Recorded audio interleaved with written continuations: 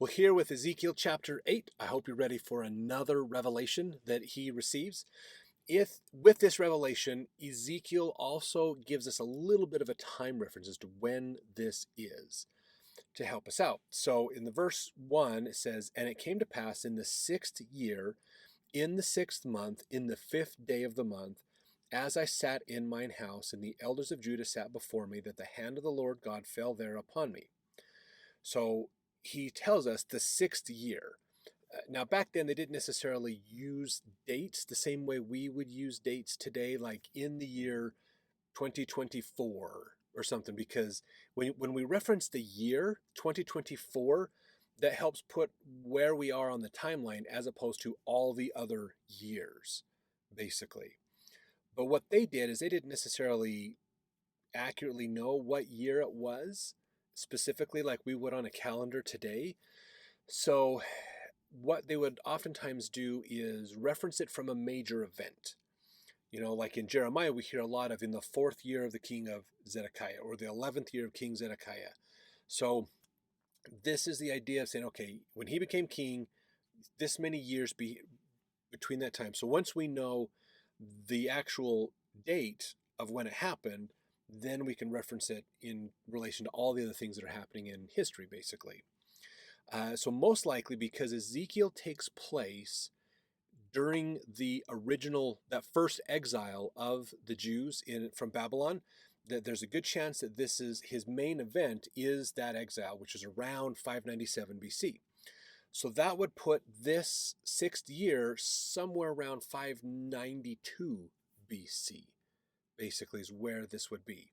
So just to kind of give you a frame of reference of where we're thinking, because that can help you think about what was happening around 592 BC in Jerusalem with Jeremiah and the people over there, as well as other places in history.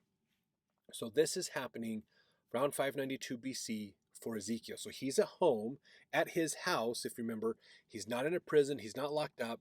He's at his house. This first group was treated a lot better than the other groups that were exiled to Babylon. So he's at his house, and the elders of Judah, which there were several that were taken, kind of the religious cream of the crop, were all taken off at this time to Babylon in this first exile. So they're sitting before him. So they're probably listening to him because of some of the other prophecies and things he's done. They're probably saying, we want to have a conversation with you and listen to you. Basically, they came to his house, so that they're to listen to him. And so while there, he receives this revelation. So verse 2, "Then I beheld, and lo, a likeness as the appearance of fire. From the appearance of his loins even downward, fire, and from his loins even upward, as the appearance of brightness, as the color of amber."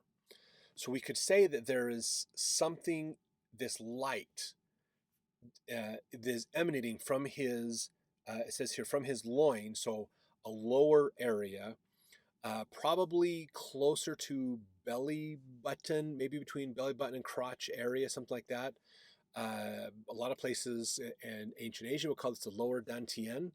If you think of your chakras, kind of a lower chakra down there, not the bottom one, but probably the one just above that. I can't remember off the top of my head the name of which chakra. I think that's chakra 6. I think there's 7 chakras, and that would be chakra 6.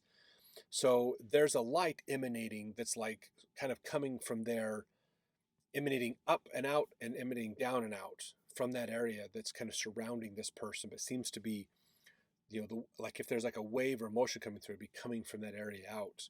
Kind of an idea is possibly what he's seeing here. The color of amber coming off of there, it's pretty intense energy coming off of them, basically. So he's seeing this person, a likeness as the appearance of fire. So someone who there's just this intense light and energy coming off of them. Verse 3, "And he put forth the form of a hand." So he can't quite see who it is. They're silhouetted in this light, but suddenly there is a hand that reaches out. "And he took me by a lock of mine head." So he grabbed some of his hair. Remember, he shaved his head earlier on, so maybe his hair's grown back by this time. "And the Spirit lifted me up between the earth and the heaven. and brought me in the visions of God to Jerusalem, to the door of the inner gate that looked toward the north, where was the seat of the image of jealousy, which provoketh to jealousy. So he's seeing a vision of a good and wicked city, similar to the way of the two paths. So in some of the apocryphal writings, there's this concept of the way of the two paths. You've got two ways you can go. One is good, righteous, following God. The other's wicked, going away from God. And so that's kind of what he's seeing. This idea basically is he's seeing this vision like he's floating over Jerusalem. He's seeing the temple, the door of the inner gate, to look toward the north, and where there's a seat of the image of jealousy. And so he's seeing this vision portrayed basically. Verse 4, and behold, the glory of the Lord of Israel was there, according to the vision that I saw in the plain. Then said he unto me, so he's seeing this image that is similar to what he saw. You remember when he was told a couple chapters ago to go out to the plain, go out into this plains area, and God was going to talk to you. And he met somebody there that had this glowing light around them. We could think of kind of like a Joseph Smith first vision type idea. And so he's going, hey, yeah, I see a figure that's reminding me of that person basically. Verse 5, then he said unto me, Son of man, lift up thine eyes now the way toward the north. So I lifted up mine eyes the way toward the north, and behold, the northward at the gate of the altar, this image of jealousy in the entry. And he said furthermore to me, Son of man, seest thou what they do? Even the great abominations that the house of Israel committeth here, that I should go far off from my sanctuary, but turn ye yet again, and thou shalt see greater abominations. So he's looking towards these gates going in basically, and he is shown the abject sin that they're doing in the temple and in the city.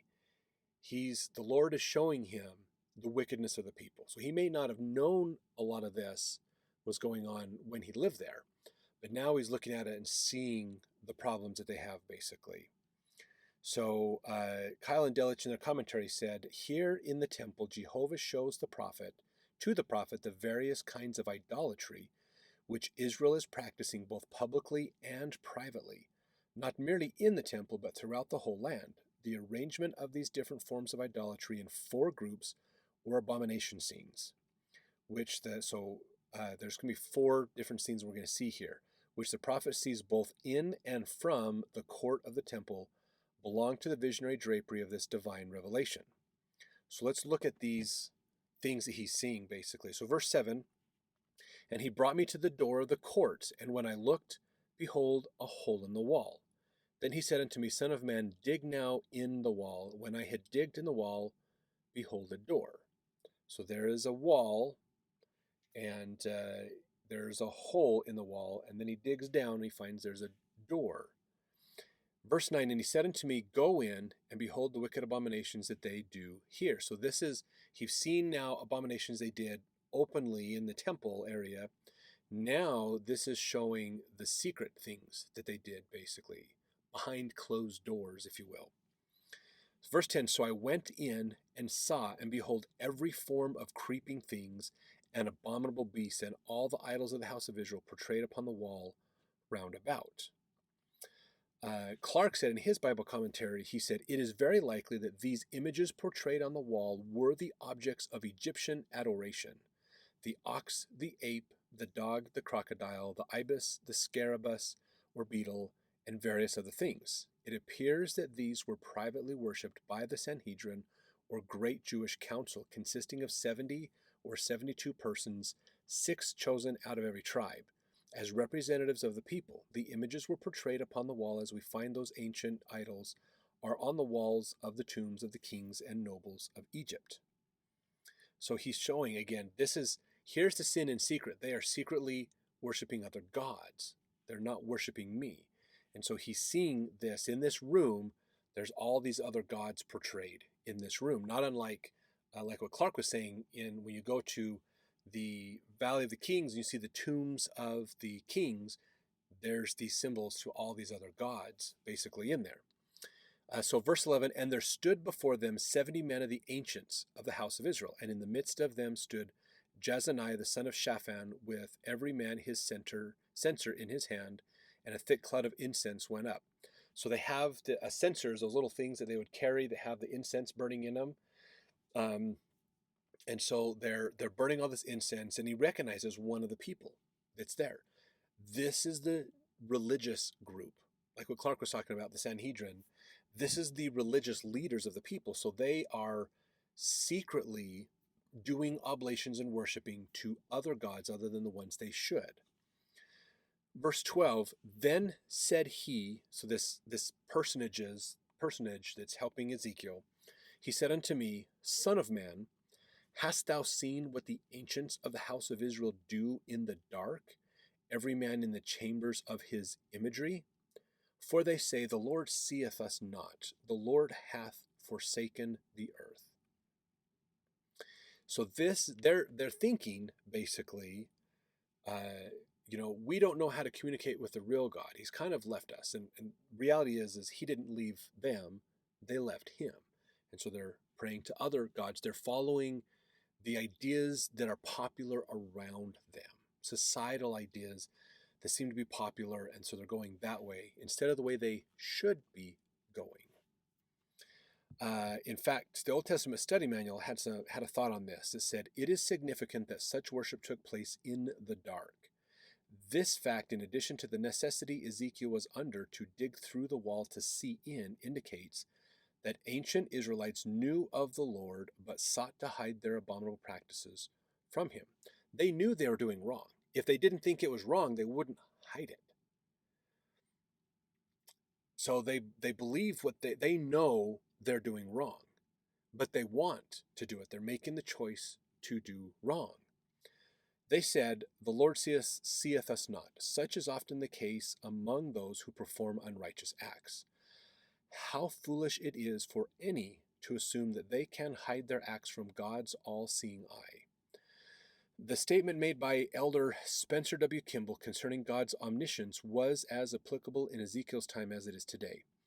There are no corners so dark, no desert so uninhabited, no canyon so remote, no automobiles so hidden, no homes so tight and shut in, but that the all-seeing one can penetrate and observe. So that there's nowhere to hide from God. He can see all of it. He can see your thoughts, even thinking bad things. He knows it. The angels are up there writing it all down, keeping track of it. In the book of Remembrance, I think is what it's been called in the Old Testament in other times. So Ezekiel's this figure is telling Ezekiel, do you realize what these guys are doing when they think nobody's watching? They think God's not here, but they're wrong. He is here. So that's the other vision. Okay, now the next vision, verse 13, he said unto me, turn thee yet again, and thou shalt see greater abominations that they do. So this is like, if the first two visions haven't scared you enough, let's go see another one that's even worse. Verse 14, then he brought me to the door of the gate of the Lord's house, which was toward the north, and behold, there sat women weeping for Tammuz.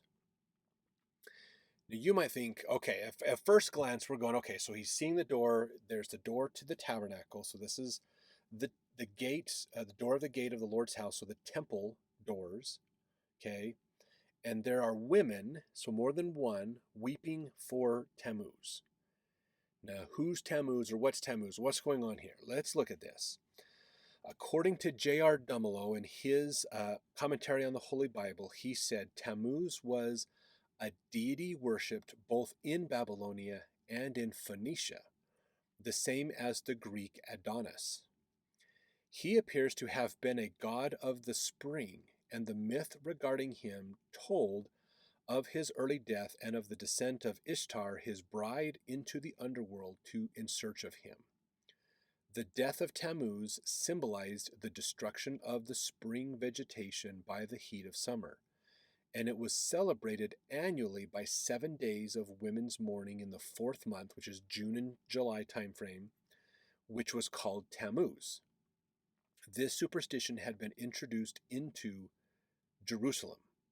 So the women are at the temple in Jerusalem, weeping, doing this ritualistic ceremony to a false god.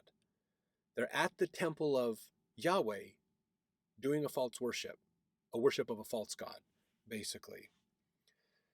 So even the women are engaged in idolatry.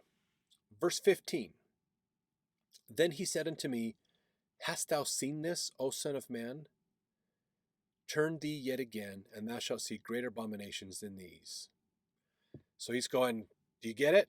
Let's go look at something else that's even worse. So it's not just the people openly committing abominations. It's the leadership, religious leadership of the people and the government of the people are secretly committing abominations. The women themselves are committing abominations, doing their own worships and things also. And then he says, let's go see another one. This is number 4. Okay, verse 16.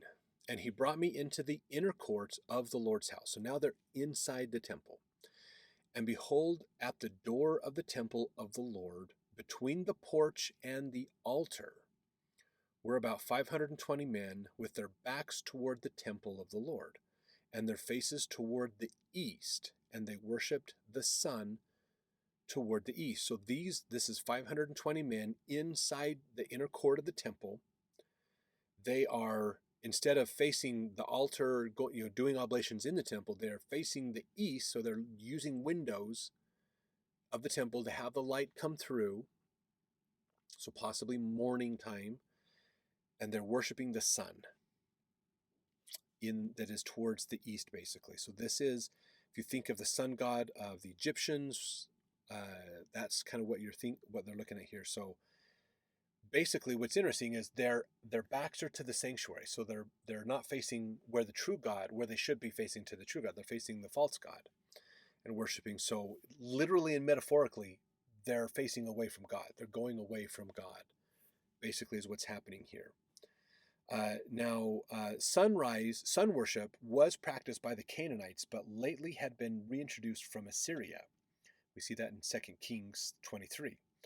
And Jeremiah 8 mentions that too. Now, between the porch and the altar was the place where the priests offered prayer, with their faces, of course, towards the temple. So we're in the inner court, and remember, if you remember how the temple's laid out, there's the temple wall, then there's the inner court, and then there's a building, which is where the Holy of Holies and the holy place was, basically, and they would be worshiping in that court, facing that, basically, but now they're turned to the side, facing the wrong direction. Let's see. In this spot, with their backs to the temple, the adoration of the sun took place, as complete a renunciation of Yahweh as possible. So that came from Guthrie Moyder's New Bible Commentary. So again, they're in the temple. They're right there. They're 90% of the way there, and they're going the wrong direction. It's so close. And anybody could walk by and see it. They're so blatantly obvious not following God, basically. Very purposely not following him. Verse 17, then he said unto me, so this is the personage that is helping Ezekiel out. Hast thou seen this, O son of man? Is it a light thing to the house of Judah that they commit the abominations which they commit here? For they have filled the land with violence, and have returned to provoke me to anger. And lo, they put the branch to their nose. Now, in the Bible commentary from Clarke, he says, although it is not clear what the expression put the branch to their nose means, and there are differences of opinion among the scholars, a comment from Dumelow may be helpful. He wrote, not Clarke, but Dumelow said this, sorry. He wrote that the expression was usually explained as a ceremony connected with sun worship. Persian sun worshippers held bunches of the twigs of certain trees before their mouths that they might not contaminate the sun with their breath. So they're using branches like a mask to kind of keep their breath from going towards the sun and polluting it. And so that's probably what they're doing in here, basically. So this is Ezekiel realizing how abjectly bad that the people have gone. They are so going the opposite direction that it's bad. Like we learned about in the previous chapters, Israel was a unique people put in the middle of a land of a lot of all these other people that didn't worship the true God. And they should have been an example of worshiping the true God, but they failed at that. And so now they are more wicked than the non-members, if you think about it, because they have not just have a little truth they stopped following. They have a lot of truth they stopped following, and everybody else is still following the little truth that they have. So they've just gone really bad, really, really bad. Now, verse 18, therefore will I also deal in fury. Mine eye shall not spare, neither will I have pity. And though they cry in mine ears with a loud voice, yet will I not hear them. So when the time is come for justice to happen, it's going to happen.